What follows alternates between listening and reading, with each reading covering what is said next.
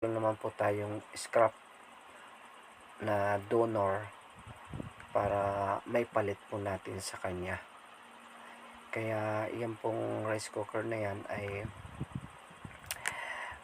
naayos po natin dahil mayroon po tayong naipalit na donor mula din sa ibang rice cooker na nasa scrap na. So panoorin nyo lang po kung paano po yung ginawa, paano po may matutunan po kayo dyan.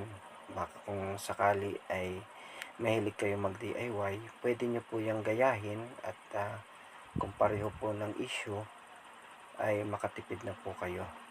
Habang pinapanood nyo po yan ay mag-share lang po ko ng ilang mga bagay tungkol sa buhay natin. At pag-usapan natin yung upgrade versus update.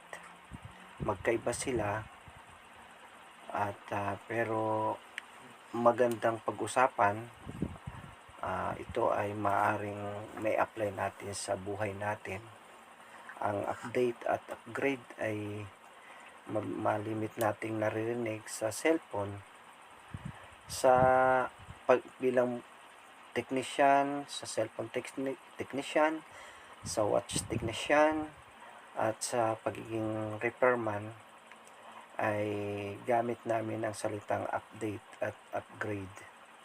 Ang update ay ayusin yung meron na sa kanya.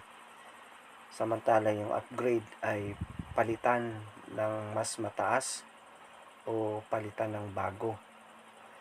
Ang update ay kailangan i-fix mo yung bug kung sa cellphone o kaya linisin kung marumi or merong kailangan na ayusin sa kanya.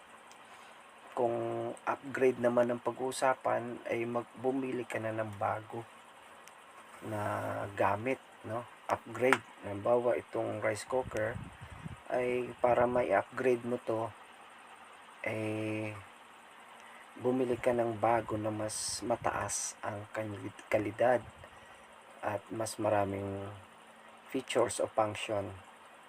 So ganun po yung upgrade. Ang update ay mas stable din, mas smooth kung malinis, ma-fix, no? Pero yung upgrade mas mabilis, mas maraming features yun. Halimbawa yung kasi meron na ngayon mga 3-in-1 na rice cooker. Pwedeng steam, pwede